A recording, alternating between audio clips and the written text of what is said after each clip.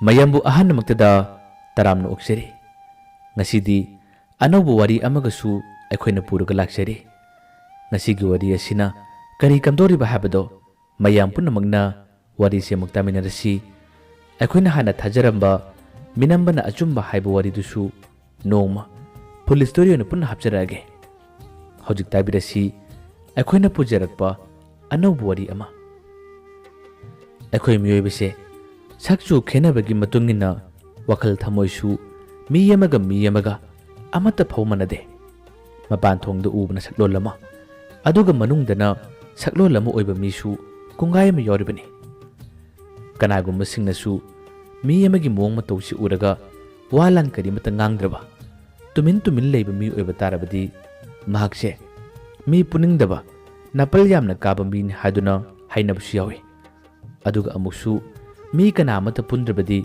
ꯃꯍꯥꯛꯁꯦ ꯋꯥꯈꯜ ꯆꯣꯏꯔꯛꯀꯅꯤ, ꯑꯉꯥꯎꯕ ꯑꯣꯏꯔꯛꯀꯅꯤ ꯍꯥꯏꯕꯁꯨ ꯑꯗꯨꯝ ꯌꯥꯎꯔꯤꯕꯅꯤ꯫ ꯈꯔꯅ ꯑꯃꯨꯛ ꯃꯥꯒꯤ ꯄꯨꯟꯁꯤꯗ ꯀꯔꯤꯒꯨꯝꯕ ꯊꯧꯗꯣꯛ ꯈꯔ ꯊꯣꯛꯂꯝꯒꯅꯤ, ꯃꯁꯤꯃꯛꯅ ꯃꯔꯝ ꯑꯣꯏꯔꯒ ꯋꯥ ꯂꯥꯟ ꯉꯥꯡꯗꯕꯁꯨ ꯑꯣꯏꯔꯝꯒꯅꯤ ꯍꯥꯏꯗꯨꯅ ꯑꯗꯨꯝ ꯍꯥꯏꯅꯕꯁꯨ ꯌꯥꯎꯏ꯫ ꯀꯔꯝꯕꯅ ꯆꯨꯝꯂꯤꯕꯅꯣ ꯀꯔꯝꯕꯅ ꯂꯥꯜꯂꯤꯕꯅꯣ ꯐꯖꯅ ꯑꯃꯠꯇ ꯈꯪꯕ ꯅꯠꯇꯦꯗ꯫ ꯃꯥꯒ ꯅꯛꯅ ꯂꯣꯏꯅꯔꯨꯕ, ꯃꯥꯒ ꯅꯛꯅ ꯄꯨꯜꯂꯨꯕꯁꯤꯡ ꯑꯗꯨꯅ ꯑꯗꯨꯝ ꯈꯪꯕ ꯇꯥꯕꯅꯤ꯫ ꯑꯃꯨꯛꯁꯨ ꯑꯩꯈꯣꯏꯒꯤ ꯊꯃꯣꯏꯗ ꯇꯥꯈ꯭ꯔꯕ ꯀꯥꯎꯕ ꯉꯝꯈꯤꯗꯕ ꯑꯋꯥꯕ ꯊꯧꯗꯣꯛ ꯀꯌꯥ ꯑꯁꯦ ꯅꯤꯡꯁꯤꯡꯂꯛꯄ ꯃꯇꯝꯗꯁꯨ ꯋꯥ ꯂꯥꯟ ꯀꯔꯤꯃꯠꯇ ꯉꯥꯡꯅꯤꯡꯗꯕ, ꯃꯆꯤꯗ ꯇꯨꯃꯤꯟ ꯎꯅꯤꯡꯕ ꯃꯤꯁꯨ ꯑꯗꯨꯝ ꯂꯩꯕ꯭ꯔꯥ ꯈꯪꯗꯦ꯫ ꯅꯣꯡ ꯐꯥꯗꯣꯛ ꯅꯣꯡꯊꯤ ꯅꯣꯡꯃꯪꯕ ꯃꯇꯝꯗ ꯊꯧꯗꯣꯛꯁꯤꯡ ꯑꯗꯣ ꯑꯗꯨꯝ ꯅꯤꯡꯁꯤꯡꯂꯒ ꯂꯩꯕ꯭ꯔꯥ?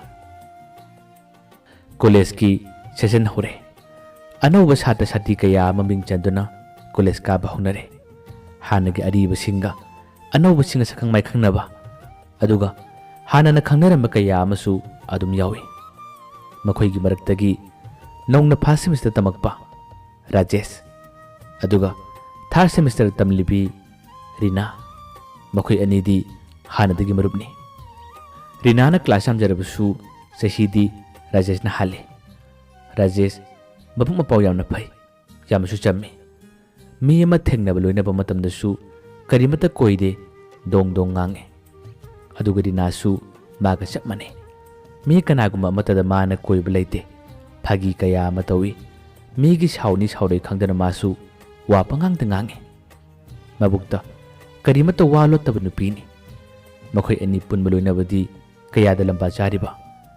ꯃꯈꯣꯏ ꯑꯅꯤ ꯄꯨꯟꯈ꯭ꯔꯕ, ꯃꯈꯣꯏ ꯑꯅꯤ ꯃꯥꯟꯅꯔꯒ ꯂꯩꯔꯕꯗꯤ ꯑꯇꯣꯞꯄ ꯃꯤ 4-5 ꯑꯣꯏꯒꯦꯔꯥ, ꯃꯈꯣꯏ ꯑꯅꯤꯒ ꯃꯔꯩ ꯌꯦꯠꯅꯕꯁꯨ ꯃꯈꯣꯏ ꯑꯅꯤꯅ ꯑꯗꯨꯝ ꯉꯝꯃꯤ꯫ ꯃꯆꯤꯟꯁꯨ ꯌꯥꯝꯅ ꯀꯜꯂꯤ ꯑꯅꯤꯁꯦ, ꯑꯗꯨꯒ ꯃꯤꯅꯁꯨ ꯃꯈꯣꯏ ꯑꯅꯤꯕꯨ ꯌꯥꯝꯅ ꯅꯨꯡꯁꯤꯅꯩ꯫ ꯔꯤꯅꯥꯕꯨꯗꯤ ꯀꯣꯂꯦꯖꯁꯤꯗ ꯇꯝꯕ ꯈꯔ ꯀꯨꯏꯔꯦ, ꯑꯗꯨꯒ ꯔꯥꯖꯦꯁꯇꯤ ꯑꯅꯧꯕꯅꯤ꯫ ꯑꯅꯧꯕ ꯑꯣꯏꯔꯕꯁꯨ ꯑꯔꯤꯕ ꯁꯥꯇ꯭ꯔꯁꯤꯡꯒ ꯆꯞ ꯃꯥꯟꯅꯩ꯫ ꯃꯤ ꯈꯨꯗꯤꯡꯃꯛ ꯌꯥꯅꯕ, ꯂꯣꯏꯅꯅꯕ, ꯐꯖꯅ ꯋꯥꯔꯤ ꯁꯥꯟꯅꯕ, ꯃꯤ ꯑꯃꯒ ꯇꯔꯣꯠ ꯈꯨꯟꯗꯥꯅꯕꯁꯨ ꯑꯗꯨꯝ ꯉꯝꯃꯤ꯫ ꯑꯁꯨꯝꯅ ꯊꯥ 4-5 ꯍꯧꯈ꯭ꯔꯕ ꯇꯨꯡꯗꯅꯤ ꯅꯣꯡꯃ ꯀꯣꯂꯦꯖ ꯂꯥꯛꯄ ꯃꯇꯝꯗ ꯔꯤꯅꯥ ꯃꯥꯒꯤ ꯃꯃꯥꯟꯅꯕꯤ ꯊꯣꯏꯕꯤꯆꯥ ꯀꯧꯕꯤ ꯅꯨꯄꯤ ꯑꯃꯒ ꯂꯥꯛꯃꯤꯟꯅꯔꯝꯃꯤ꯫ ꯔꯥꯖꯦꯁꯅ ꯃꯥꯕꯨ ꯍꯥꯟꯅ ꯈꯪꯗꯦ, ꯎꯁꯨ ꯎꯗꯦ꯫ ꯑꯗꯨꯒ ꯑꯃꯨꯛꯁꯨ ꯔꯤꯅꯥꯅ ꯇꯤꯟꯅꯕ ꯃꯃꯥꯟꯅꯕꯤ ꯈꯨꯗꯤꯡꯃꯛꯇꯤ ꯔꯥꯖꯦꯁꯅ ꯂꯣꯏꯅ ꯈꯪꯉꯤ꯫ ꯊꯣꯏꯕꯤꯆꯥ ꯈꯛꯇꯅꯤ ꯃꯥꯅ ꯈꯪꯈꯤꯗꯕ꯫ ꯊꯣꯏꯕꯤꯆꯥꯒ ꯃꯈꯣꯏ ꯑꯅꯤ ꯂꯥꯛꯃꯤꯟꯅꯕꯗꯨ ꯎꯕꯗ ꯔꯥꯖꯦꯁ ꯌꯥꯝꯅ ꯉꯛꯅ ꯊꯣꯏꯕꯤꯆꯥꯕꯨ ꯌꯦꯡꯉꯤ꯫ ꯑꯁꯤꯗꯤ ꯀꯅꯥꯅꯣ?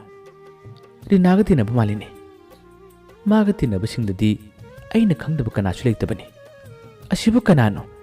ꯑꯁꯨꯝꯅ ꯔꯥꯖꯦꯁ ꯃꯁꯥ ꯃꯇꯣꯝꯇꯃꯛ ꯊꯣꯏꯕꯤꯆꯥꯕꯨ ꯎꯕꯗ ꯁꯣꯜꯂꯤ꯫ ꯔꯤꯅꯥꯁꯨ ꯍꯦꯛ ꯂꯥꯛꯄꯒ ꯔꯥꯖꯦꯁ ꯎꯕꯗ ꯃꯥꯒ ꯊꯣꯏꯕꯤꯆꯥꯒ ꯃꯈꯣꯏ ꯑꯅꯤ ꯄꯨꯟꯅ ꯔꯥꯖꯦꯁꯀꯤ ꯃꯅꯥꯛꯇ ꯆꯠꯂꯛꯏ꯫ ꯊꯣꯏꯕꯤꯆꯥ ꯃꯤꯉꯣꯟꯗ ꯋꯥ ꯀꯌꯥ ꯀꯟꯅ ꯉꯥꯡꯒꯟꯗꯦ, ꯇꯨꯃꯤꯟ ꯂꯩꯒꯜꯂꯤ꯫ ꯋꯥ ꯍꯪꯂꯕꯁꯨ ꯈꯨꯝꯕ ꯌꯥꯕ ꯄꯥꯎꯈꯨꯝ ꯑꯃꯅꯤꯈꯛ ꯄꯤꯔꯒ ꯃꯈꯥ ꯇꯥꯅ ꯋꯥ ꯀꯌꯥ ꯈꯨꯝꯗꯕ ꯅꯨꯄꯤꯅꯤ꯫ ꯃꯁꯛ ꯃꯇꯧꯗ ꯍꯥꯏꯔꯒꯗꯤ ꯌꯥꯝꯅ ꯐꯖꯩ꯫ ꯃꯉꯣꯟꯗ ꯑꯋꯥꯠꯄ ꯀꯔꯤꯃꯠꯇ ꯂꯩꯇꯦ꯫ ꯍꯦꯛ ꯌꯦꯡꯕ ꯃꯇꯝꯗ ꯃꯤꯅ ꯌꯥꯝꯅ ꯅꯨꯡꯁꯤꯅꯕ ꯁꯛꯇꯥ ꯍꯥꯏꯕꯗꯨꯁꯨ ꯃꯉꯣꯟꯗ ꯆꯦꯜꯂꯤ꯫ ꯊꯣꯏꯕꯤꯆꯥꯕꯨ ꯃꯁꯛ ꯇꯥꯛꯂꯗꯨꯅ ꯔꯥꯖꯦꯁ ꯑꯃꯗꯤ ꯊꯣꯏꯕꯤꯆꯥꯕꯨꯁꯨ ꯈꯪꯅꯍꯜꯂꯦ꯫ ꯅꯨꯃꯤꯠꯁꯤꯗꯒꯤ ꯃꯈꯣꯏ ꯑꯅꯤꯁꯨ ꯑꯗꯨꯝ ꯃꯔꯨꯞ ꯑꯣꯏꯔꯝꯃꯤ꯫ ꯀꯣꯂꯦꯖ ꯂꯥꯛꯄ ꯃꯇꯝꯗꯁꯨ ꯃꯈꯣꯏ ꯑꯍꯨꯝ ꯈꯔ ꯇꯣꯏꯅ ꯑꯗꯨꯝ ꯄꯨꯜꯂꯤ꯫ ꯑꯗꯨꯕꯨ ꯔꯥꯖꯦꯁꯀ ꯔꯤꯅꯥꯒꯗꯤ ꯈꯔ ꯌꯥꯝ ꯀꯥ ꯍꯦꯟꯅ ꯂꯥꯡꯕ ꯄꯥꯝꯕ ꯑꯃꯁꯨ ꯄꯪꯄꯨꯟꯗ ꯄꯨꯟꯕ ꯄꯥꯝꯕ ꯃꯤꯅꯤ꯫ ꯊꯣꯏꯕꯤꯆꯥꯅ ꯃꯈꯣꯏ ꯃꯔꯛꯇꯒꯤꯗꯤ ꯈꯔ ꯇꯣꯉꯥꯜꯂꯦ ꯍꯥꯏꯕ ꯌꯥꯏ꯫ ꯀꯣꯂꯦꯖ ꯂꯥꯛꯂꯕꯁꯨ ꯃꯥꯗꯤ ꯀ꯭ꯂꯥꯁ ꯃꯅꯨꯡꯗꯒꯤ ꯍꯦꯟꯗꯣꯛꯀꯟꯗꯦ ꯑꯗꯨꯒ ꯀ꯭ꯂꯥꯁ ꯑꯣꯐ ꯂꯩꯕ ꯇꯥꯔꯒꯅ ꯃꯆꯤ ꯑꯃꯗ ꯀꯅꯥ ꯑꯃꯠꯇ ꯌꯥꯎꯗꯅ ꯃꯇꯣꯝꯇ ꯐꯝꯃꯤ ꯔꯤꯅꯥꯅꯕꯨꯗꯤ ꯃꯤ ꯑꯇꯩꯒ ꯄꯨꯟꯅꯕ ꯍꯥꯗꯨꯅ ꯆꯤꯡꯁꯤꯜꯂꯕꯁꯨ ꯋꯥ ꯂꯥꯟ ꯀꯔꯤꯃꯠꯇ ꯉꯥꯡꯕ ꯅꯨꯄꯤ ꯅꯠꯇꯦ ꯃꯥꯒꯤ ꯊꯣꯛꯄ ꯑꯃꯗ ꯇꯨꯃꯤꯟ ꯂꯩꯔꯝꯃꯤ ꯅꯣꯡꯃ ꯔꯥꯖꯦꯁꯅ ꯔꯤꯅꯥꯗ ꯀꯔꯤꯒꯨꯝꯕ ꯈꯔ ꯈꯪꯅꯤꯡꯕ ꯂꯩꯕꯗꯒꯤ ꯍꯪꯉꯤ ꯅꯃꯥꯟꯅꯕꯤ ꯊꯣꯏꯕꯤꯆꯥꯁꯤꯕꯨ ꯀꯔꯤꯅꯣ ꯀꯣꯂꯦꯖ ꯂꯥꯛꯄ ꯇꯥꯔꯁꯨ ꯋꯥ ꯑꯃꯠꯇ ꯉꯥꯡꯒꯟꯗꯦ ꯇꯨꯃꯤꯟ ꯂꯩ ꯃꯥꯁꯤꯕꯨ ꯀꯔꯤ ꯇꯧꯕꯅꯣ ꯍꯥꯟꯅꯗꯒꯤꯔ ꯍꯥꯏꯗꯨꯅ ꯍꯪꯉꯤ ꯔꯥꯖꯦꯁꯀꯤ ꯋꯥꯗꯨꯒꯤ ꯄꯥꯎꯈꯨꯝꯗ ꯔꯤꯅꯥꯅ ꯑꯁꯨꯝꯅ ꯍꯥꯏꯔꯝꯃꯤ ꯃꯁꯥꯒꯤꯅꯤꯗ ꯍꯥꯟꯅꯗꯒꯤꯁꯨ ꯃꯤ ꯀꯌꯥ ꯄꯨꯟꯗꯕꯅꯤ ꯑꯩꯈꯣꯏꯒ ꯍꯥꯟꯅ ꯄꯨꯜꯂꯛꯄ ꯃꯇꯝꯗꯕꯨꯗꯤ ꯈꯔꯕꯨꯗꯤ ꯉꯥꯡꯉꯤ ꯑꯗꯨꯕꯨ ꯍꯟꯗꯛ ꯃꯔꯛꯁꯦ ꯃꯥ ꯃꯁꯥ ꯅꯨꯡꯉꯥꯏꯇꯕ ꯑꯅꯥꯕ ꯈꯔ ꯂꯩꯈꯤꯕꯗꯒꯤ ꯑꯩꯒ ꯃꯥꯒꯁꯨ ꯐꯅ ꯀꯨꯏꯅ ꯄꯨꯟꯗꯦ ꯍꯟꯗꯛ ꯀꯣꯂꯦꯖ ꯀꯥꯔꯛꯄ ꯃꯇꯝꯗꯗꯤ ꯑꯁꯨꯝꯅ ꯇꯧꯔꯤꯁꯤꯅꯤ ꯍꯥꯏꯗꯨꯅ ꯃꯥꯅ ꯇꯝꯃꯤ ꯔꯥꯖꯦꯁꯁꯨ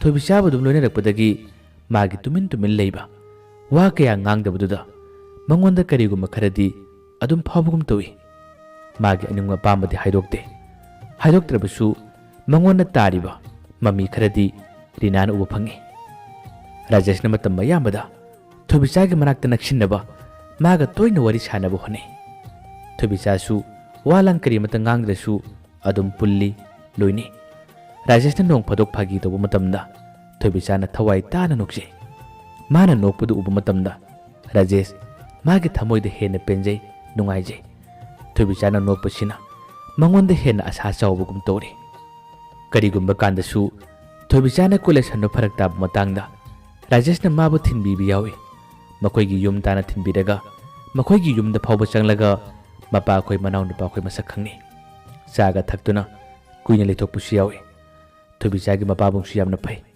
ꯃꯈꯣꯏꯒꯤ ꯌꯨꯝꯒꯤ ꯃꯤꯁꯤꯡ ꯌꯥꯝꯅ ꯆꯝꯃꯤ ꯔꯥꯖꯦꯁꯇꯤ ꯃꯉꯣꯟꯗ ꯍꯦꯟꯅ ꯈ꯭ꯋꯥꯏꯗꯒꯤ ꯄꯥꯝꯖꯕ ꯍꯥꯏꯕꯗꯣ ꯊꯣꯛꯂꯤ ꯊꯣꯏꯕꯤꯆꯥꯒ ꯄꯨꯟꯕ ꯂꯣꯏꯅꯕ ꯊꯕꯛꯁꯤꯡꯗ ꯔꯥꯖꯦꯁꯇ ꯑꯋꯥꯕ ꯀꯔꯤꯃꯠꯇ ꯂꯩꯇꯦ ꯍꯦꯟꯅ ꯅꯨꯡꯉꯥꯏꯕ ꯉꯥꯛꯇꯅꯤ ꯍꯟꯗꯛꯇꯤ खरा तोयना पुलक लोइनरकपदगी थोबिचाबु माना मखोइगी युमदा फावबा कॉलेज चटपगी कौबा फावबा लाकपा यावे थोबिचासु इचम चमना मागा चटमिनै अदुम लाकमिनै मखोइना कॉलेज का लाकमिनबदु उबदा अतोप मखोइ कॉलेज तमिनबा ममानबा मानबि सिंगनबदि फागी तौदुना लकनबा यावे मखोइना लकनबदो राजेश किदि ख्वाइदगी हराउजबि नुंगाइजबिनि अदुगा थोबिचासु मीना लकनबा मतमदा सावगनबा नुपीदि नते राजेश ने चांस लौरगा थोबिचादा हंगे अखोइना चटमिनबा मतमदा मीना लकनबा कयाम यावरिसे नंग साउनिंगब्रा थोबिचासु नोफेट तौना खुमखि कसुम खंदेदा अखोइ वखल थमोइ सेलगा लोइरे कैनो हाइनिंगबा हाइसिनो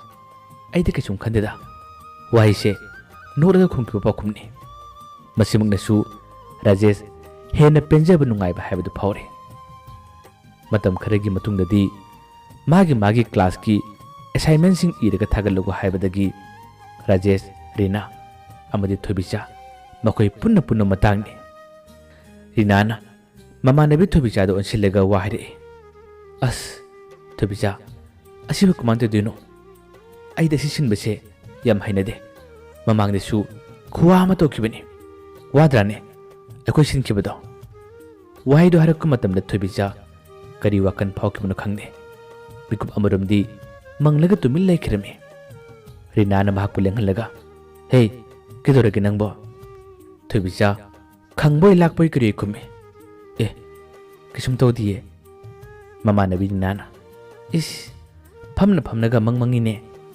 मागी मतौदु उरगा राजेशना नोफेतो नंगे थोबिचा करी खलिनो करी मंगिनोबा नंग कैनोम खलिको कैनोम लोटप माली थोबिचाना मनु लखोमे कसुम खंदेदा आई कैनोम निसिंगलमनिदा राजेशना अदु फरेने आइगिसु युमना थबक याम ले आइगी असाइनमेंट दो नंग खरा सिनबियोबा नंगदी खुइसु यामना फजै हाय नंग सिनबदो आई याम पामेबा यामना याम नते सब्जेक्ट अनि खक्तनी अतैबुदि आई तोरगे हौजिक सब्जेक्ट अनि दुबदि आई आंसर थीबदि याम वाइबा नंग खरा मतेंग पांगबियोको रीनाना इस येंगुने कतन तल्लगा मिंगोनगा थौदाइने राजेशना मी यानबगिने आइखो यानबगी हाइजरिबा थोबिचासु नोफेतोना खुमे होय होय आइसिनबिदगे असुमना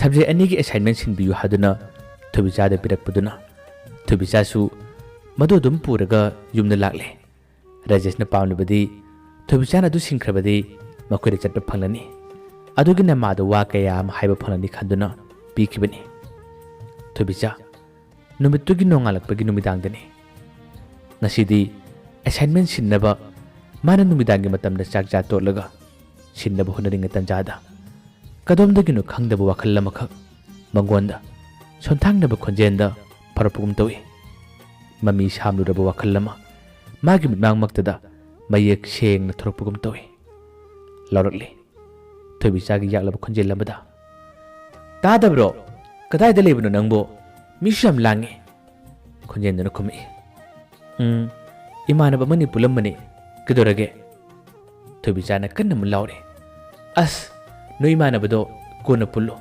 Yamuna ngakta law ai angang tharake assignment amani te sinbiyu haiba yam yame last day su numini da ngai haiba answer thiba phangdab sum yam yawri ne te khara thibiyo aduga mukti sinbiyu haiba amaduna khume hoi ai lage asumna mamanaba sing adu thadokuna nupa adu magi mayum tamala khirami thobichana mathang mathang adum nising leptri nupa aduna numidangi matamda yamna wana net hangduna assignment sing adugi answer phangdaba sing adubu thiraga mana yamna kanna sille asomna thobicha chakcha toklaba tung magi su sinbam tok amani sillaga warakpadagi nupa adu mana call tore nupa aduna somda chak phabu chadri magi assignment sing adubu lorbadi haduna yamna kanna sille thobicha na phone da wa hangba hore hello danungdam loiraba nungdam bana khume walida thobichana kyam wali ga haisiba nungdam bana tangkhai budi challe ai thokpa ngamna bulo singida thobichana mahangle chakti charba nangbo nungdam bana asi loiraga charage ningni charaba thobichana ai ri chare ai gidusu sinba loirabane ado khara tunum tulo sinbiyu ko nongdamba nokphet tawna khomkhirame ai thokpa ngamna bulo singe asumna chahi amagi mamangi hauki buthodok sing mathang mathang kawba leitana ningsingli numituda wari sana sana thobichadi adum phone adu kaktana tumkhibani nongdambana magi assignment sing adu sinna sinna thobicha pairi habigi wakhanda nungaiba asa amra sille marak marak tisu thobichabu mana toina toina kawi adubu thobichadi ngaktangi matungdadi phone adu yamana nga thamra khangde mana sor kanna kanna honbagi makhon tare nungdambasu thobicha tumle haba khange adubu misilak pra khumlak pra yenge hadunadi marak marak ta kausille hello tumabo tadro tumabo nangbo toina toina kaurasu handamukti tasengna tumkhibo ora male thobichana karimata khumokpa leite ma tumkhre khangnabasu nongdamba phone kakte amuk kakken khangene adubu nuksibi mana tumbagi sorhonna makhonu taraga nongdamba harau jabugum nungai jabugum adum tawki mahaksu assignment no sinba loraga phone adu kaktaba makhai chak charure magi nakta phone thame chak chaba loraba tung phamung changi aduga marak marak tu su amuka mana thobicha ba korome kona thangadi thobicha punga marom pharak podai dadi misilak kumale thobicha na misilak padagi amukore hello tabro ai tumura male ai karim ta kangaudre assignment sin baloraba nongdam bana nuksi de kome loirabani hayeng angang ama tharao aduga sum loholaro asumna sahi amagi mamangi thodu adu nisinglega thobicha mana ige toram assignment singado ibe ngamdre mamittagi mapi lep letana tare thodu singa sini singbada thobicha magi masa pumba lemon karakle awaba haibadu oye sorhon mangamakdaba sorphun ba kayam horakpadagi thobicha tebon mathaktuda ngaktang phanumbadagi magi masado ik adum tore manakta kanasu leite Magi mapabungbudi asom thangnaba ka amada leibani. Adubu Thoibicana masa matomda control ngamdabadagi ik tawduna mana phamliba chukri mathaktagi adum untharei. Thoibicana adum tarakku matamdadi thangnabada leramba magi mapabung amadi asom ka amada leramba mopa nupasu puna chinsilei. Aduga makhoi ani changduna Thoibichabu laikanne. Mopa nupaduna chese kauduna machi edu pamkhali. Mapanasu ising thaduna Thoibichabu lakne. Kari maramgidamak Thoibicana awaba khanna matamda asumna wanthariba asumna sorhonba ngamdaba kaya ama toriba. Thoibicagi awaba magi nungaitaba pumbadi mopa nupana punna khange. Mapabudi thoine hena khangde. Machebu adumna gyan tahallaga magi phamungda tapna hipthalammi. Mapadi magi kana changkhre. Aduga mopa nupadi machebu senaduna ngayaktang phamle. Machena gyan tarakku matamda amuksu mamitagi pirang sinthabadi sunglep lepte. Machegi pirang adubu mopa nupana tithokpiraga mana wahare. Chiche nangna adumna wakhan nungaitaba khanbado ai tasingna yengba ngamde. Nangna sor honba ngamdaba nangna waraga laikannabado ai tasingna yengbada yamna wai. Nang adumna tongnuba chiche nungaiba kitadi khalloba. Machena khumi Nanau aigi punsigi nungaiba sarukti loikhra male. Ai khange miyoibagi punsida nungaiba harauba habado ishona pak pide habado. Aigidamakta tamlakpa aigidamakta lakpa posak amabu aina miraikibane aina nathaikhibane. Hojikti aigi punsise awaba kaya amana pikthalle.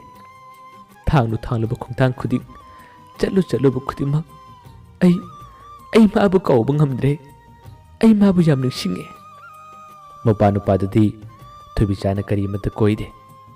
Mopa nupada mana mamanaba manabidawna wa kaya ama tamle. Machegi wadu taraga mopa nupasu kape. Mopa nupana makhume chiche haukrabdi haukre punama loikhre khandoo. Babasu chichena adumna tawbado ma chak chadabani. Babasu lona kappane.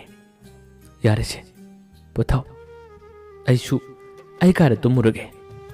Asumna macheba phajana themamlaga mopa nupado magi katam changkhirami.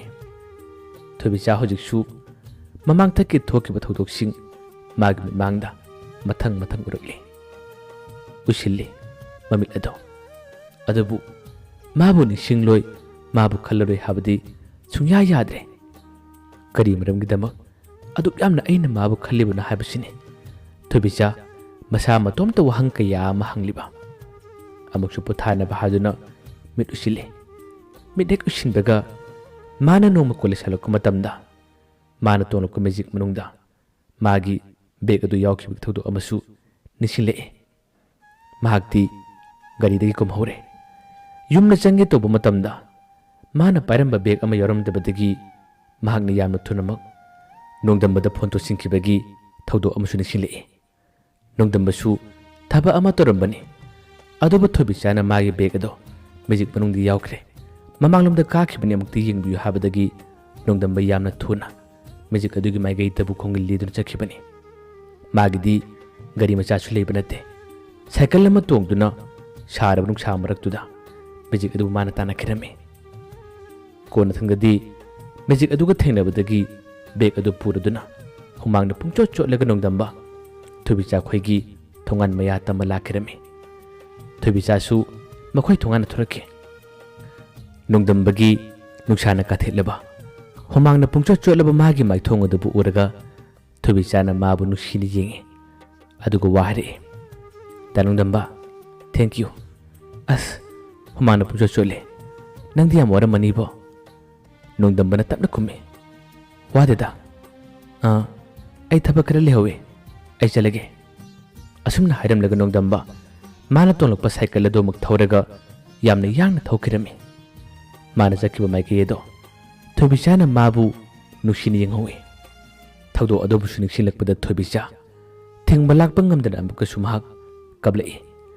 ꯃꯆꯤꯟꯗꯒꯤꯁꯨ ꯃꯨꯔꯨꯝ ꯃꯨꯔꯨꯝ ꯁꯣꯜꯂꯤ꯫ ꯅꯍꯥꯛꯁꯤꯕꯨ ꯀꯔꯝꯕ ꯃꯤꯅꯣ? ꯑꯩꯅ ꯅꯪꯕꯨ ꯑꯣꯠꯄ ꯌꯥꯕ ꯑꯣꯠꯂꯤ, ꯅꯩꯕ ꯌꯥꯕ ꯅꯩꯈꯤ꯫ ꯑꯁꯨꯛ ꯀꯨꯏꯅ ꯅꯪꯒ ꯄꯨꯜꯂꯛꯄ, ꯑꯁꯨꯛ ꯀꯨꯏꯅ ꯅꯪꯒ ꯂꯣꯏꯅꯔꯛꯄꯁꯦ ꯅꯣꯡꯃꯇ ꯐꯥꯎꯕ ꯋꯥꯏ, ꯑꯩꯅ ꯋꯥ ꯑꯃ ꯍꯥꯏꯕ ꯃꯇꯝꯗ ꯇꯜꯂꯤ ꯍꯥꯏꯕꯗꯣ ꯁꯨꯡꯍꯥꯏ ꯍꯥꯏꯈꯤꯗꯦꯀꯣ? ꯑꯗꯨꯕꯨ ꯑꯩꯒꯤ ꯂꯥꯏꯕꯛꯁꯤꯗꯗꯤ ꯅꯪꯒ ꯑꯃꯨꯛ ꯍꯟꯅ ꯊꯦꯡꯅꯒꯅꯨ ꯍꯥꯏꯗꯨꯅ ꯇꯝꯂ ꯃꯥꯜꯂꯦꯀꯣ? ꯑꯁꯨꯝꯅ ꯍꯥꯏꯔꯒ ꯊꯣꯏꯕꯤꯆꯥ ꯃꯈꯥ ꯇꯥꯅ ꯍꯤꯛꯅ ꯍꯤꯛꯅ ꯑꯗꯨꯝ ꯀꯞꯈꯤꯔꯝꯃꯤ꯫ ꯋꯥꯔꯤ ꯑꯁꯤꯒꯤ ꯃꯈꯥ ꯇꯥꯕ ꯁꯔꯨꯛꯇ ꯀꯔꯤ ꯀꯔꯤ ꯑꯣꯏꯔꯛꯀꯗꯣꯔꯤ? ꯃꯌꯥꯝꯕꯨ ꯑꯔꯣꯏꯕꯗ ꯑꯃꯨꯛ ꯍꯟꯅ ꯈꯨꯔꯨꯝꯖꯔꯤ꯫